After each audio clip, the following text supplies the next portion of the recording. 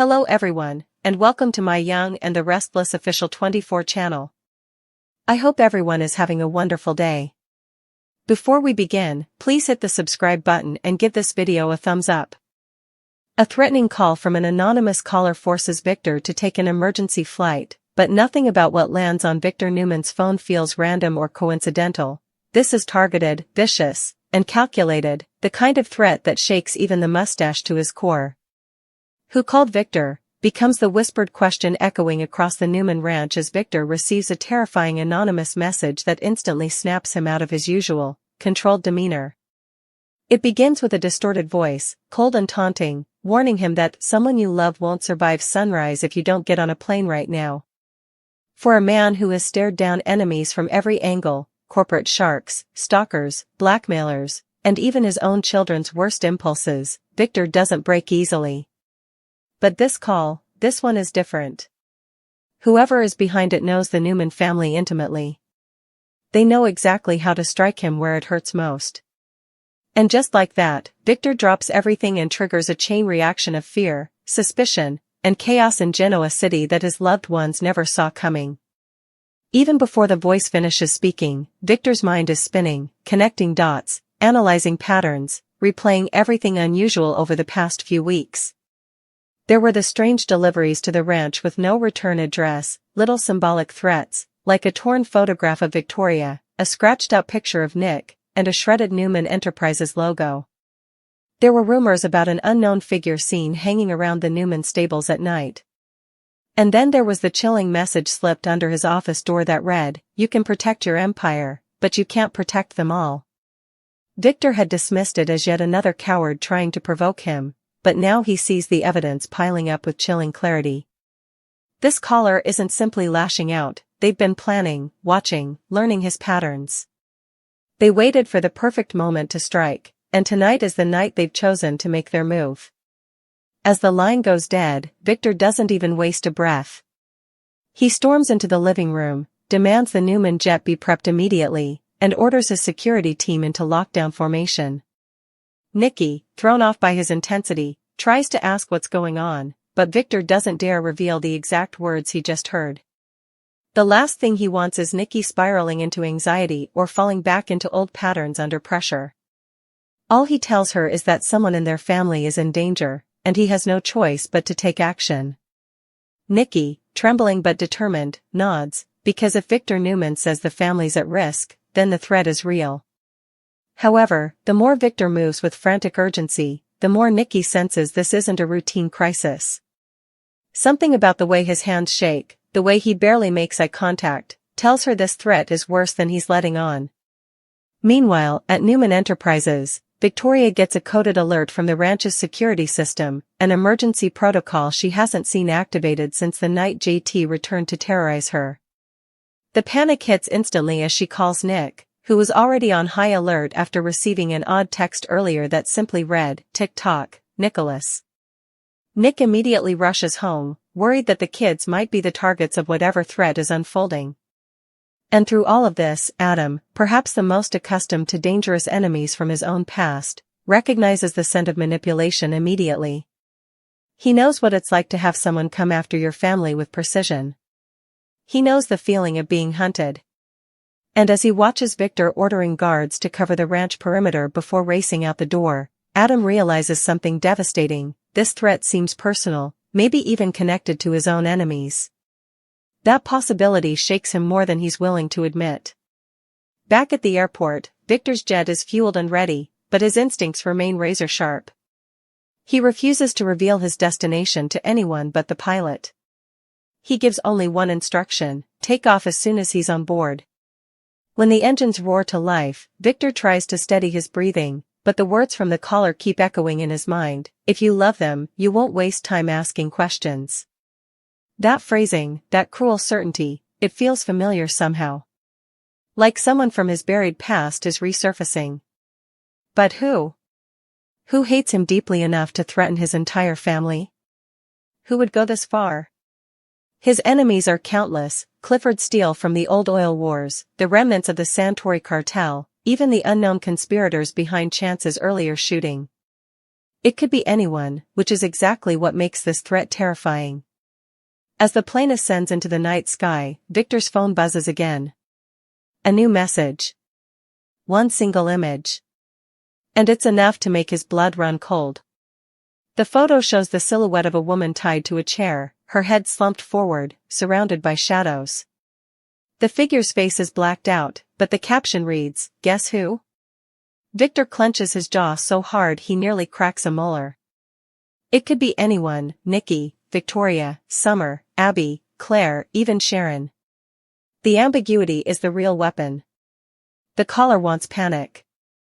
They want Victor losing focus. They want him emotionally compromised. And Victor realizes he can't afford that. Not now. Not ever.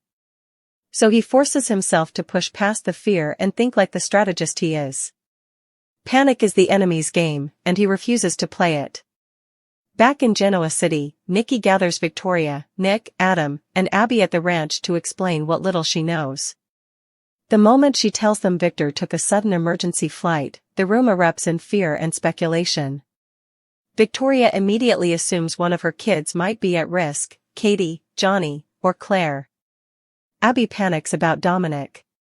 Nick, driven by paternal instinct, races to check on Christian and Faith. Adam, however, grows eerily quiet. This quiet isn't fear, it's recognition.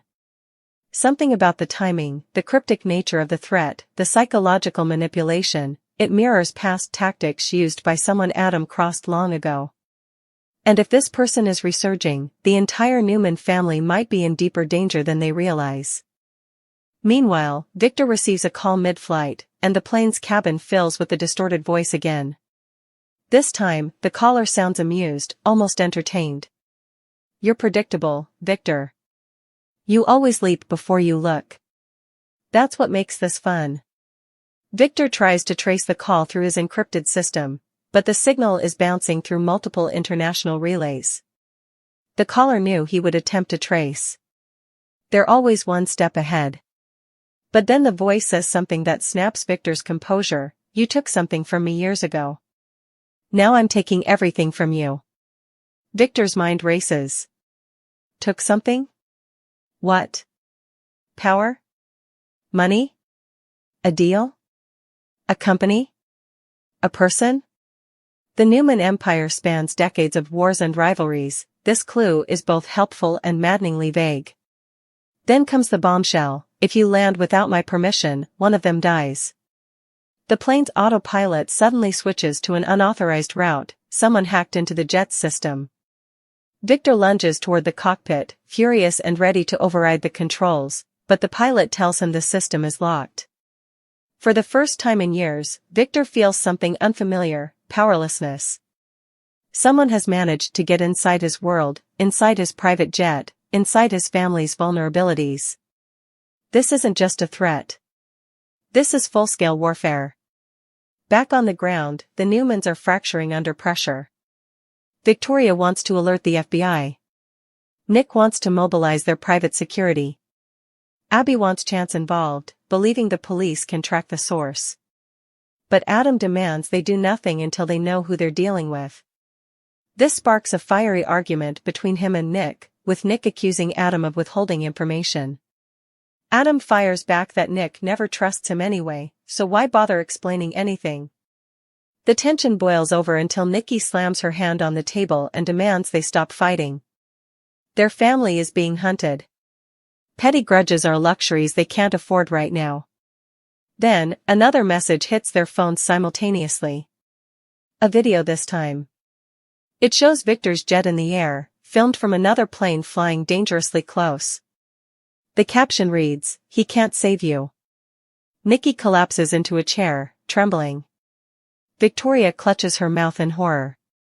Nick curses violently. And Adam? Adam looks haunted, because he recognizes the subtle insignia on the wing of the second plane. He's seen it before. A long time ago. Connected to a man whose vendetta was never fully settled. Above the clouds, Victor braces himself as the unknown plane pulls alongside his jet, its windows pitch black. The caller's voice returns one last time, when the sun rises, your world ends. Victor Newman, the man who never bows, never breaks, never surrenders, finally understands that this is no ordinary enemy. This is someone who has been waiting years for revenge. Someone who has studied him. Someone who is willing to hurt innocent people to destroy him. Someone who wants the Newman legacy to burn. And Victor, gripping the armrest with white knuckles, vows in that moment that no matter who is behind this, no matter how deep the betrayal goes, they will regret ever threatening his family. But until he figures out who called him, who hacked the jet, who captured the woman in the photo, and who is flying the shadow plane beside him, he must play along. He must buy time. He must stay alive long enough to save the people he loves. Because this night is only the beginning of the war. And Victor Newman just stepped into the battlefield blind. The shadow plane tailing Victor's jet remains disturbingly close, flying with an intentional precision that sends a shiver through the cabin. The pilot, pale and visibly shaken, keeps glancing at the radar as if expecting the aircraft to ram into them at any moment. Victor stands rigid near the cockpit door, his silhouette carved in harsh lines by the dim overhead lights. His mind churns, calculating, assessing, strategizing. But no strategy fits this situation. This is new. This is personal. And whoever is behind it is uncomfortably aware of Victor's greatest weak point, his family. On the ranch, Nikki tries to compose herself, but her trembling hands give her away. Victoria kneels beside her, rubbing her back, whispering reassurances she barely believes herself. "Mom, it's going to be okay. Dad can handle this." But even as she says it, Victoria's eyes drift to the paused video on her phone, the chilling footage of Victor's jet being stalked in midair. She's watched her father face danger countless times. But never like this. Never when the enemy was so bold that they taunted him in real time. Nick storms back into the room after checking on Christian and Faith, both safe and under guard. His jaw is tight, eyes blazing. "This ends tonight," he snaps. "We're not waiting around for some psycho to dictate what we do. We take action." Adam stands across from him, arms folded but posture taut. "And walk right into whatever trap they've set." "That's what they want, Nick." The brothers glare at each other, neither willing to budge. Abby tries to intervene but is drowned out by their escalating shouting. Only when Nikki stands and slams her palm on the table again does the room fall silent. "You listen to me," Nikki says, voice shaking but fierce. "This family has survived because we stick together, not because we tear each other apart. Victor needs us focused. He needs us united. Now sit down." And somehow, despite the chaos swirling around them, her words cut through the fear. The Newmans settle, though unease continues to simmer beneath the surface. Adam, finally able to speak without interruption, walks to the bar and pours himself a glass of water. Not alcohol, he doesn't dare lose clarity tonight. "I know who might be behind this," he mutters. All eyes snap toward him. "But none of you are going to like it." Back on the jet, the cabin lights flicker. The autopilot changes course again, this time banking sharply toward the outskirts of rural Montana. Victor grips the seat in front of him to brace against the sudden tilt. "What the hell are they doing?" the pilot mutters, desperately trying to regain control. "They've overridden everything, navigation, communication, system access. I've never seen anything like this." Victor doesn't respond immediately. He can't. His thoughts are tangled between suspicion and dread. The distorted voices claim loops in his mind. "You took something from me years ago." Victor has taken many things, companies, opportunities, fortunes, leverage. But all of that seems too small for a threat orchestrated with this level of sophistication. This feels like the kind of vengeance only born from betrayal. Something intimate. Something that cuts close to the bone. The jet finally stabilizes, forced onto a narrow flight path over snow-covered mountains. The shadow plane maintains its eerie parallel position. Then, as if on cue, Victor's phone buzzes again. A text. This time not a photo, but coordinates. And a final taunting message: "Land here." Come alone. Or she dies. The moment Victor sees the coordinates, the memories slam into him like a freight train. A remote location tied to an old business partner, someone who disappeared years ago after a deal went horribly wrong. Victor thought the man died. But the coordinates suggest otherwise. Rage mixes with dread in Victor's chest. Someone has resurrected a ghost from Victor's past. At the ranch, Adam's reluctant confession explodes like a grenade. Years ago, when I was in Vegas and my memories were fractured, I got involved with a man who ran a private intelligence network. Black market information trading, tech-based espionage, corporate sabotage. His name was Marcus Voss. The room is silent. Victoria frowns. I've never heard of him. Adam nods slowly. You wouldn't. He operated in the shadows. He was smarter than most people gave him credit for, and more dangerous. Nick leans forward, suspicion sharp in his eyes. And let me guess, you screwed him over. Adam's jaw tenses. Yes. I sabotaged his operation after I realized he was planning to weaponize confidential data he stole from Newman Enterprises. I thought I shut everything down. I thought he was gone. Abby crosses her arms tightly. And now you think he's coming after our family? Adam locks eyes with her. I don't think. I know. That symbol on the shadow plane, his network used it. A covert signature only insiders recognized. Victoria's face drains of color. So you're telling us someone from your past is hunting our father? Adam's voice cracks just slightly. No. Someone from our past. Because Marcus Voss wasn't just after Newman Intel, he wanted leverage. He wanted control over the whole empire. Nikki sinks back into her chair, horrified. My God, he wants revenge. Adam nods. And he wants Victor to suffer first. In the sky, Victor prepares himself as the plane begins its forced descent. Snow swirls outside the windows, the landing strip barely visible beneath the moonlight. The pilot grips the controls with white-knuckled terror. Sir, this is a private strip. No markings. No lights. It's dangerous. Victor inhales deeply. Just land the damn plane. Because what choice does he have? If this threat involves someone he loves, he'll walk straight into hell to get answers. The jet hits the runway with a violent jolt, skidding on ice before coming to a complete stop. The moment it settles, the caller's voice comes through the cabin speakers, not the phone. The jet speakers. They hacked that too. Welcome back to the place you buried the truth, Victor. Victor's jaw tightens. They know everything. The cabin doors unlock by themselves. The lights shut off. The silence is suffocating.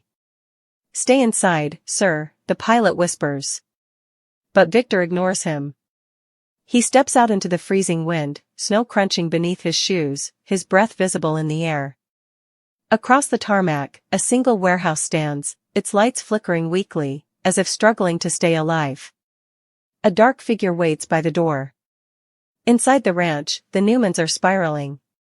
Victoria calls Claire, then Summer, then Abby calls Chance, desperate for updates. Nick scrolls frantically through security footage, trying to detect any unusual activity around the ranch. Adam stands apart, staring out the window, fingers tapping anxiously against the glass. The guilt threatens to swallow him whole. If he hadn't crossed Marcus Voss years ago, would the Newmans be in danger now? Would Victor be flying blind into the hands of a madman? Finally Nikki, voice trembling, whispers, "We have to tell the authorities." But before anyone can move, another alert hits their phones simultaneously, a live video feed. The camera pans across a dim warehouse interior, until it lands on Victor. Victoria lets out a broken cry. Nikki covers her mouth in horror. Nick curses under his breath. Adam stiffens like he's been electrocuted. The video shows Victor standing in the center of the warehouse, surrounded by shadows. Then the camera shifts slightly, revealing another figure tied to a chair in the corner. Their head hangs forward, hair obscuring their face. Victoria screams, "Who is that? Who do they have?" No one knows. No one can tell. Inside the warehouse, Victor raises his voice, demanding answers. "Show yourself." His voice echoes in the cold, cavernous space. The lights flicker. A slow, mocking clap echoes from the shadows. And then he steps into the light, Marcus Voss. Older now, hardened by time and rage, but unmistakable. His cold smile sends chills through Victor. "It's been a long time, Victor," he says. "I've waited years for this moment." Victor glares at him. "You're a dead man walking." Marcus laughs. "Oh, I'm very much alive. Unlike what your family will be, unless you cooperate." Victor's eyes dart to the unconscious woman in the chair. "Who is she?" Marcus's smile widens. "A surprise. One I'll reveal when the time is right." Victor feels anger boiling beneath his skin. "If you hurt her, you'll what?" Marcus cuts in. "You're here because you're powerless."